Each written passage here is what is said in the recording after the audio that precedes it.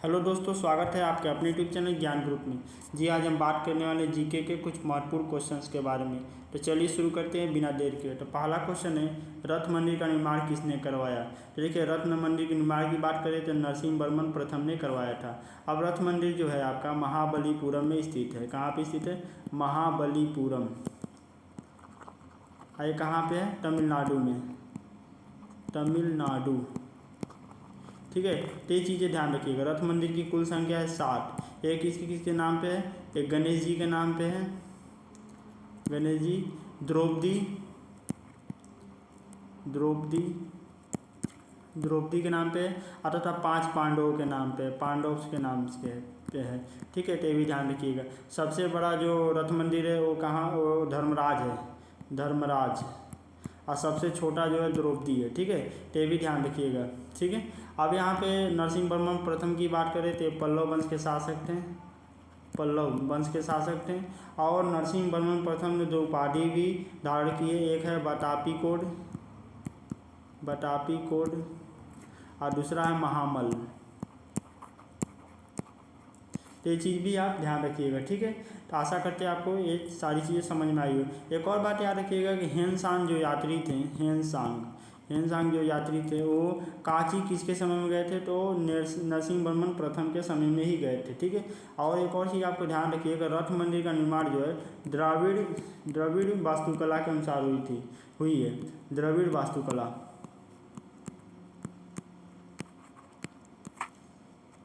अब बढ़ते हैं अब अगले क्वेश्चन तरफ। अगला क्वेश्चन है, त्रिपिटिका किस भाषा में लिखा गया। तो देखिए, त्रिपिटिका की बात करें तो बौद्ध धर्म का सबसे धार्मिक ग्रंथ है, बौद्ध धर्म का धार्मिक ग्रंथ है। और ये पाली भाषा में लिखा गया है। ठीक है, ये पाली भाषा में लिखा गया है। और एक और चीज़ याद रखिएगा, त्रिपिटिका जो है 3 है। एक विनय, एक है सुत्त, और तीसरा है अभिधम।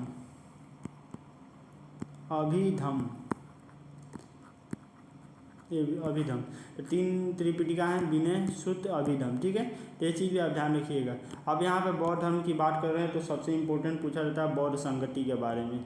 क्या पूछा जाता है? बौद्ध संगति के बारे में, संगति।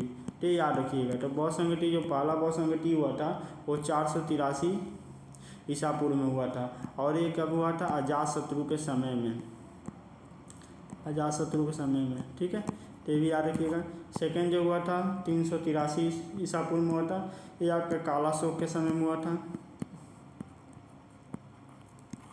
और तीसरे की बात करें तो हुआ था आपका 255 ईसा पूर्व में, ये अशोक के समय में हुआ था।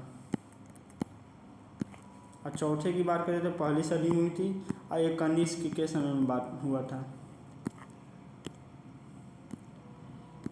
अगला क्वेश्चन है, मैकमोहन लाइन की लंबाई कितनी है। देखिए, मैकमोहन लाइन की बात करें तो इसकी लंबाई 1140 किलोमीटर है। ठीक है, तो ये चीज़ें याद रखिएगा। और ये क्या होता है कि ईस्टर्न सेक्टर में आता है। ये किस सेक्टर में आता है? Eastern sector. यहाँ पे याद रखिएगा, मैकमोहन जो लाइन है इंडिया और चाइना का बॉर्डर है, चाइना का बॉर्डर है। ठीक है, यहाँ पे 625 जो है मिडिल सेक्टर, जो इंडिया और चाइना का मिडिल सेक्टर है वो उसकी लंबाई है। और यहाँ पे वेस्टर्न सेक्टर की बात करें तो ये 2152 किलोमीटर है। इंडिया और चाइना का बॉर्डर है सारी चीज़ें। तो ये चीज़ें आप याद रखिएगा। अगला क्वेश्चन है, अशोक के किस शिलालेख में धम्म की बात की गई है। तो अशोक के दूसरे शिलालेख में धम्म की बात की गई है। ठीक है, और अशोक के शिलालेखों की संख्या 14 है। ठीक है, तो ये चीज़ें आप याद रखिए। अशोक की बात करें तो मौर्य वंश के शासक थे, मौर्य वंश डायनेस्टी के शासक थे। ठीक है, तो याद रखिएगा। अगला क्वेश्चन है, सिविल सर्विस के जनक किसे कहा जाता है। तो देखिए, सिविल सर्विस के जनक आपको लॉर्ड कॉर्नवालिस को कहा जाता है। ठीक है, और यहाँ पे हम बात करेंगे लॉर्ड मैकले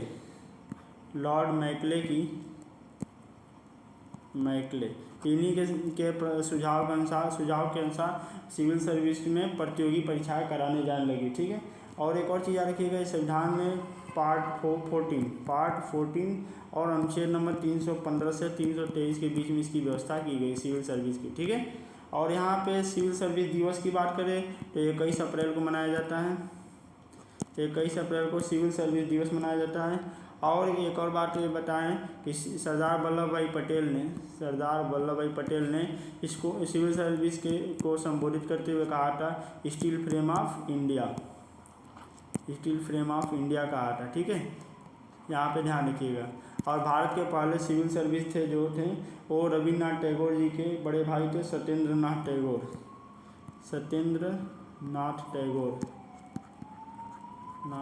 टैगोर, ये भी आप ध्यान रखिएगा।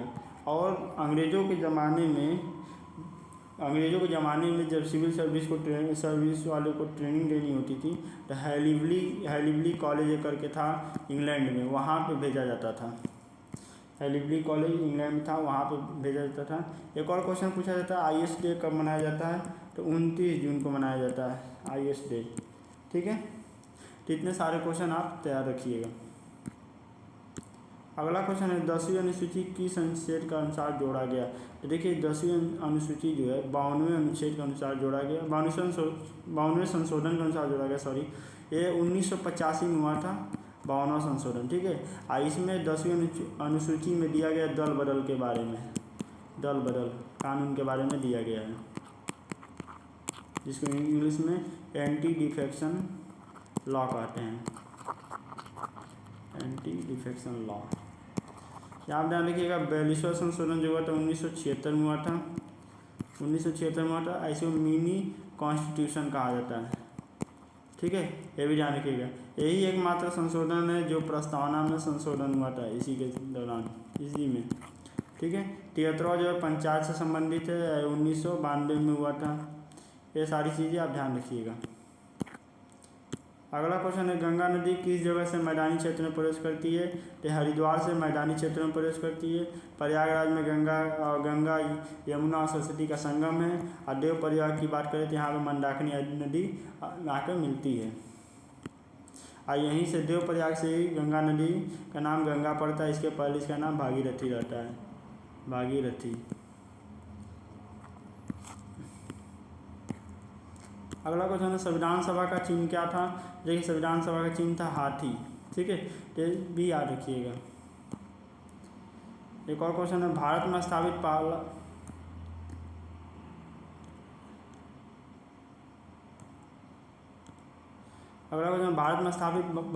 पहला बैंक कौन सा था। देखिए भारत में स्थापित पहला बैंक था बैंक ऑफ हिंदुस्तान।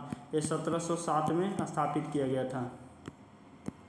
अगला क्वेश्चन है 7वीं मल्टीनेशनल कॉरिडोर भारत और किस देश के बीच में। तो देखिए भारत और म्यांमार के बीच में स्थित है। ठीक है, 7वीं मल्टीनेशनल कॉरिडोर। यहाँ पे आप एक और क्वेश्चन याद रखिएगा कि गंगा नदी में जो देव प्रयाग था वहाँ पे अलकनंदा नदी आके गंगा में मिलती है, मंदाकिनी नहीं, अलकनंदा। अलकनंदा में क्या होता है, मंदाकिनी नदी मिलती है, वो भी रुद्रप्रयाग में। दोस्तों अगर वीडियो पसंद है तो लाइक कर दीजिए, सब्सक्राइब कर दीजिए, दोस्तों शेयर करना ना भूलिए। धन्यवाद।